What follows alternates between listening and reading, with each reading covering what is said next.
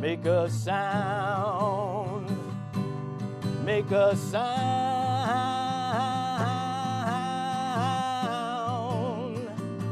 yeah, make a sound,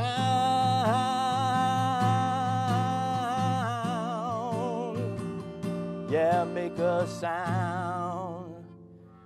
Make a sound, that's what our show is about, making a sound for our forest. I'm Dan Brillman, and this is Playing guitar, writing songs, and what's that story about? What's that song about? Playing guitar, writing songs, and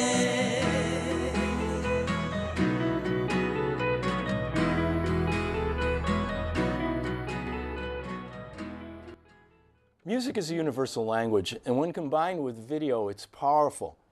I write songs for our website, e-awakening.com. I'm going to show you 3 simple chords from my song. It's an F chord, and then you lift one finger off the bottom string, and you have a alternative F chord, and then a B flat. So those 3 chords sound a little like this.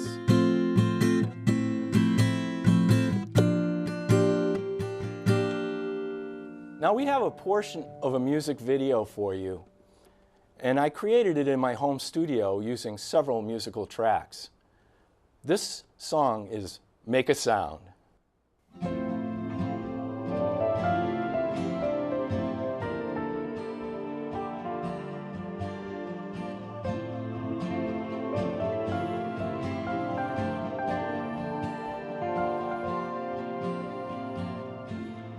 if a tree falls in the forest and there is no one there to hear, does this mean that we can't save it? And is this something that we fear? I can see the chipmunks running for cover as the bulldozers do their job, and as more trees fall in the forest, will they make a sound?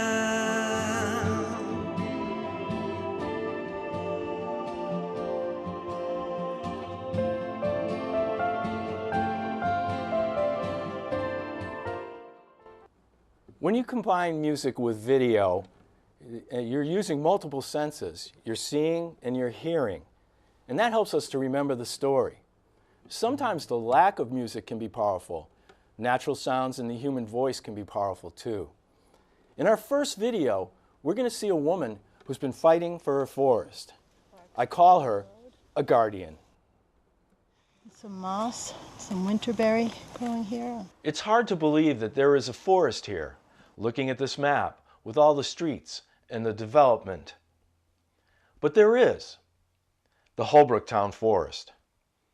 And although it's small, approximately 140 acres, it contains wildlife, vernal pools, and clean, clear water. It's an area of critical environmental concern. All the ecosystems needed to sustain life are here. But this small forest is under threat of development. 32 acres. Residents started up a Save the 32 group that is fighting to save this forest. Today we are introduced to a founding member of the Save the 32. Her name is Patricia Greeley. She is a leader in the struggle to save this tiny town forest. It's a hard thing to fight because, you know, money versus the environment. Right. They're not making more land, and there's so much development already in southeastern Massachusetts. And there's so little recreational land available, and land that's quiet and protected, where people can come and relax and unwind and commune with nature. You know, we all know about the studies of how important it is for children, but it's important for adults too, and families, and the animals. This is a real special place. Even though we're in southeastern Massachusetts and we're relatively close to roadways and highways, is a quietness and a calmness here. It feels untouched. It feels like you're really far away, like that feeling you get when you're up in the Adirondacks is sort of what you get here. Well, we just saw one of our guardians and some of the natural wonders at the Holbrook Town Forest. Patricia Greeley is here with us today, and she's one of the founders of Save the 32. Hello, Patricia. Hi, Dan. It's great to have you here tonight. Good to be here. I saw these signs that said Save the 32, and I was really curious about it. Can you tell me about Save the 32? Yes, Save the 32 is a group that, a grassroots group that's spurring up from our Holbrook Town Forest Friends group we had in response to some threats that were coming on a very special parcel of land that we call the 32 because it's 32 acres. It's basically in the heart of a large green strip that runs from Braintree through Holbrook and Weymouth down to Abington, and it's adjoining our Holbrook Town Forest, but we've used it for 50 or 60 years as part of the forest. It's a contiguous parcel, so there's lots of trails, there's lots of habitat for animals, and there's 2 watersheds. It contributes to the Braintree watershed and the Great Weymouth Pond watershed. So it's a real special piece, and some developers have wanted to build on it, and the town's been wanting to sell it. So we're just trying to keep it the way it's always been for the next generation. And you just told me this has been going on for 15 years. Even longer, we believe, longer. but I've been involved for 15 years You've in been the involved in forest, this. yeah. Fighting for the Holbrook Town Forest. That's right, yeah. And how do you feel it's going? So far, we haven't lost too many trees, so I guess it's going good, but it could be going better. You know, more people could be involved. We've seen a lot of people reaching out to us, wanting to help, wanting to put out signs, wanting to contact the people at Town Hall. But it's about money, so we don't want to see it fall. What would you say is really the key to doing something like this for people out there that are fighting for their forests? I think the key is to tune in with your group, the other people in the group, and see what's important to them. And I was surprised at how many people had such a great passion for the forest, because they all have different reasons for being involved. Some of them remember growing up and hiking, and that's why it's important to them. Some of them knew their grandparents were out there. Some of them like to fish. So people have all different reasons for wanting to be involved. So I think tuning into those people is a big key. And I think also just do it. Just get out there, hold signs, make phone calls to Town Hall, to your legislatures. Just do whatever you need to do. The work will present itself. Right, and if we drill down to real local for you guys, what is the future? What do you feel like is right around the corner as far as what you can do to save this forest? Well, we're hoping to get the forest surveyed properly and get some legislation through Town Hall, or through town meeting, so we can make the next step and hopefully make it Chapter 97, which in Massachusetts gives it a bigger level of protection. Yeah, and you know, I don't know if you have any other thoughts that you might add at this point. You know, something that you think is important for the audience to know. Don't give up. You know, just keep going. Keep talking to people. Reach your hand out. Introduce yourself. Say, you know, this is what it's about. This is what we're trying to do, and this is why. And making those connections with people makes all the difference. Yeah, and I think that, you know, the Holbrook Town Forest is a real special place. It's a peaceful place, and it's an important place. And I want to thank you, Patricia, for making a sound for the forest. Thank you. Thank you very much, Dan. Thank you, Patricia. We have another video and another guardian, and the research he's doing is part of our next story. This right here is the Garden of the Gods. Today we are going to meet a man who will not shy away from the controversy over whether this forest should be saved or not. This is a survey map back in the 60s. In fact, he has spent many hours researching deeds and land grants, and he has uncovered some interesting evidence. I mean, the mere fact that it's going to be going up for auction, since it had been used for 60 years for public and open use. The end result is that Ed O'Keefe believes that this forest should stay in the public domain as property of the people, the wildlife, and all the ecologically important systems that maintain all life for a sustainable Earth. It's untouched, undeveloped woodlands that is a natural architecture that can't be done over by an engineer. You can't reproduce this. Yeah. This here brings me into a state of peace, me, my dogs. It's a very personal place where I really unwind, and it's a certain type of privacy that I come into with myself. You know, it's really great to have places like this, but will they always be here? As you will see in the graphic coming up, the land has been divided up into parcels. You can see that rectangle in the middle of your screen there. That's the 32 acres. And in the heart of that 32 acres is the Garden of the Gods, Moccasin Valley, and wetlands. You can see a lot of the stuff that's going around there, all those parcels. Ed O'Keefe is with us today.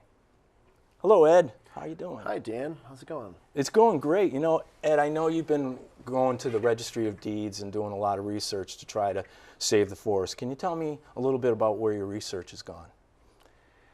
Well, the research has gone, I traced back deeds from current owners, and I'd go back to the names on the deeds,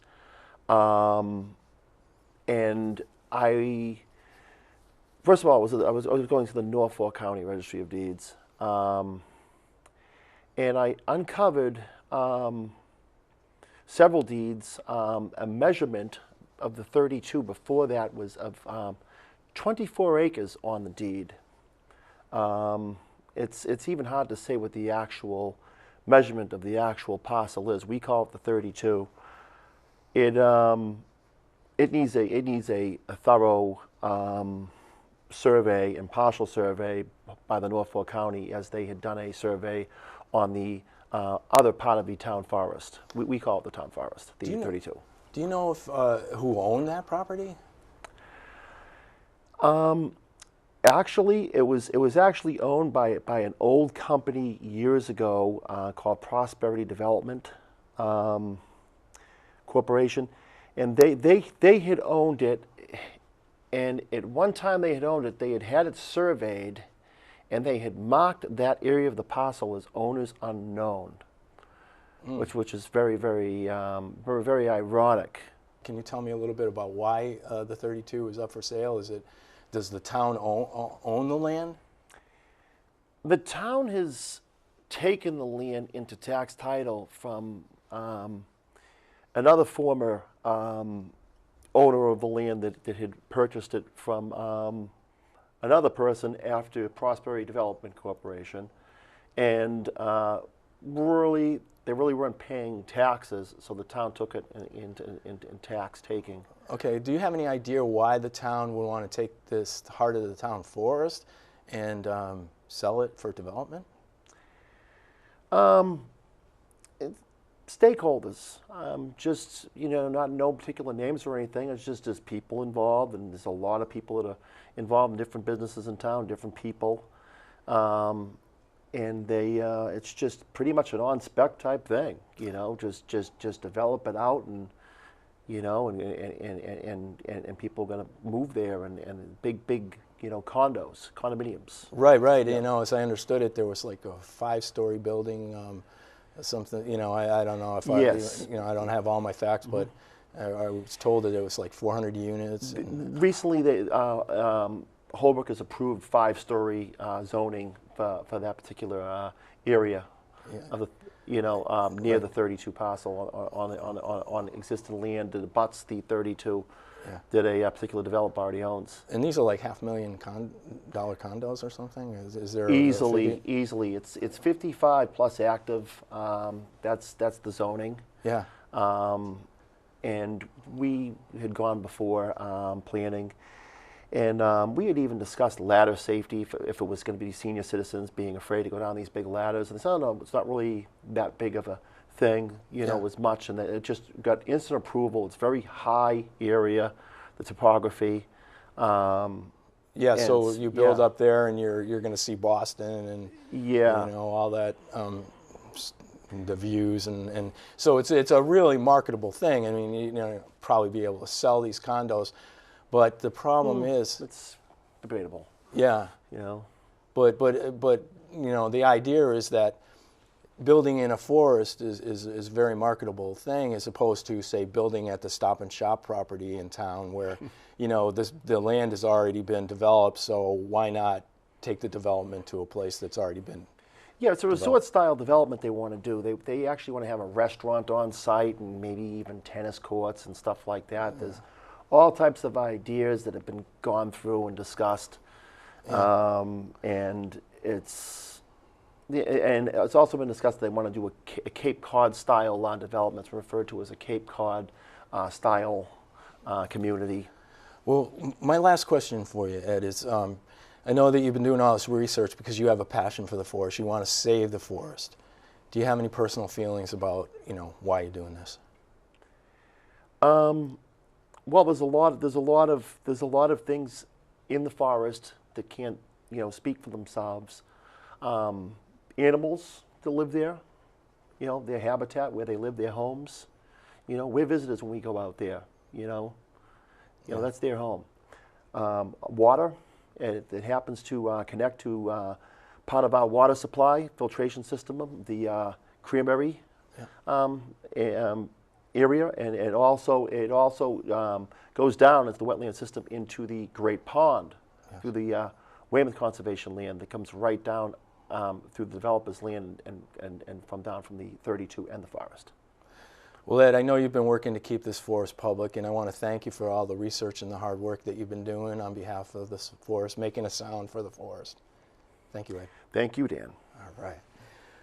Besides the natural beauty, the pristine water, the area of critical concern for wildlife and ecosystems, the Holbrook Town Forest is also a place for families where memories are created that last a lifetime, passed down from generation to generation.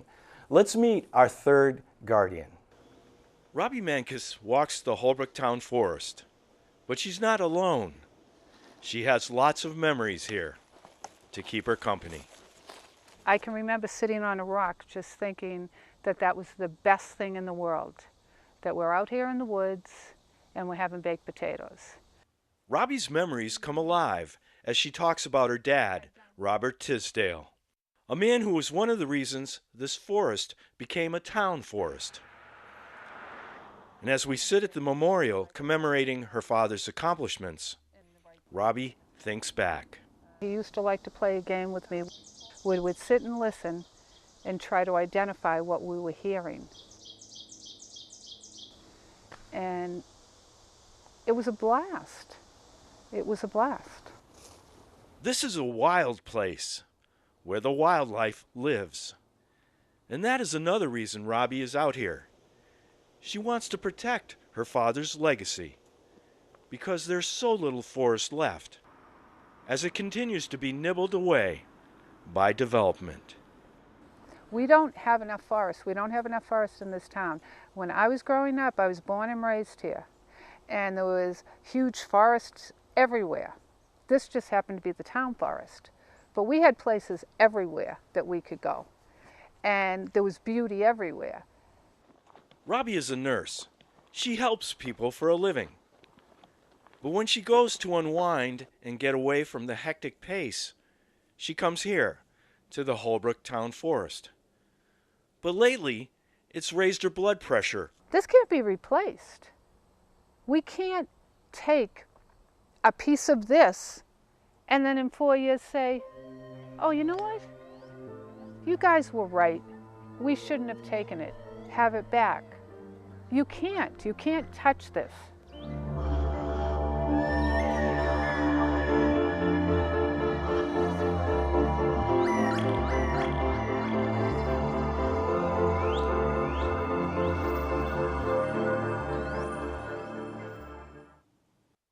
You know, I was impressed at what Robbie said. When she was a kid, there were forests everywhere. Because I can remember when I was growing up in East Hartford, Connecticut, my backyard, I'd go out to my backyard and there would be woods, and I could travel in the woods all day long. Like I pretended I was an explorer, and it was really great. We've been talking about the Holbrook Town Forest, and here's a way to get involved. They have a Facebook page, facebook.com/groups/Save the 32 Acres, facebook.com/Holbrook Town Forest, and they have a website, savethe32.com. The loss of our forests and natural places is happening all over this country and throughout the world. A few local places I can think of are Plimpton, Massachusetts, Hingham, and Rattlesnake Hill and Sharon, and this is just the tip of the iceberg. We've met some of the Guardians, and we've seen some of their videos. Coming soon, we're going to have a promo, and it's called The Guardians. Let's take a look at that promo now.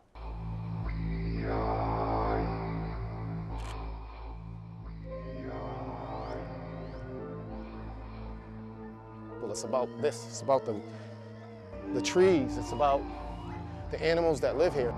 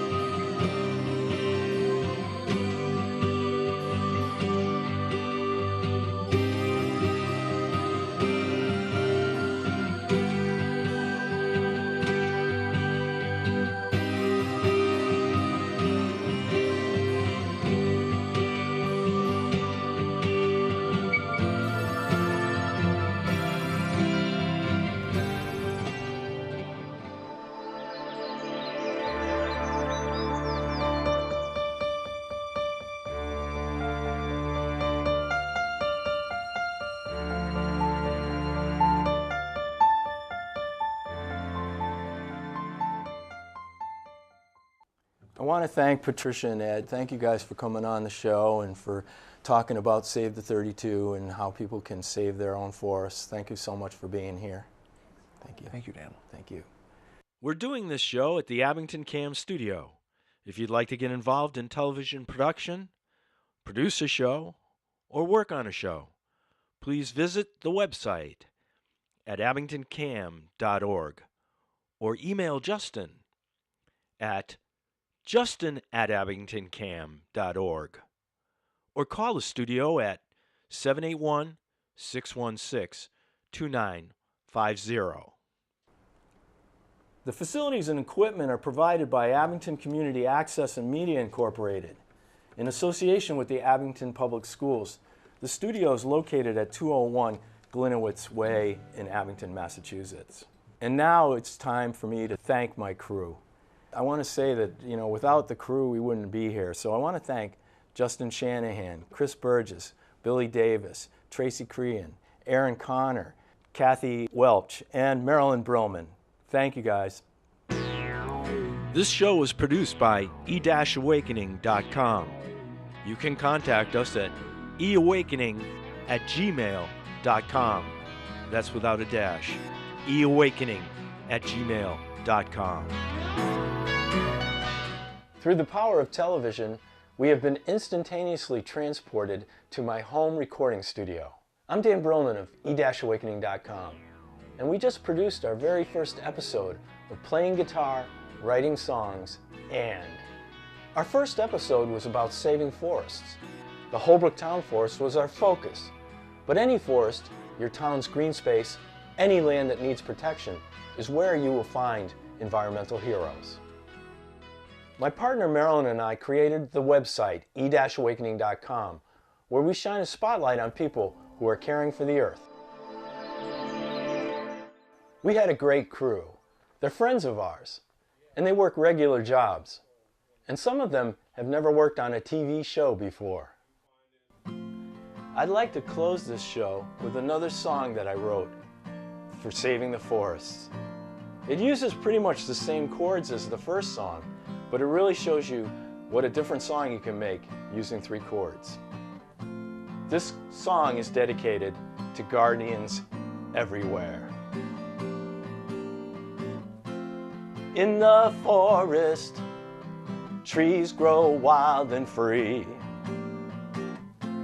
along with the plants in a natural nursery. Wildflowers feed the birds and bees. In a Garden of Eden, it's a spiritual symphony. Can you imagine destroying this? It's funny how money can drive some insane. That's why we have to stand up, become the guardians for the earth.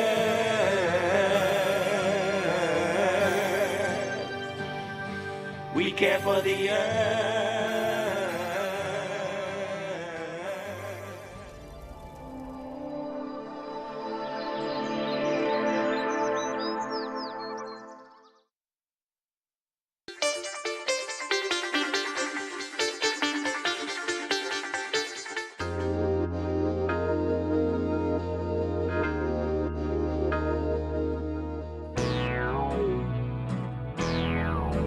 There's a new show being produced at Abington Camp. Playing guitar, writing songs, and is coming. A serious look at the environment and how music plays a powerful role in video communications and stories. It's about saving the earth. Produced by e-awakening.com. Playing guitar, writing songs, and what's that story about?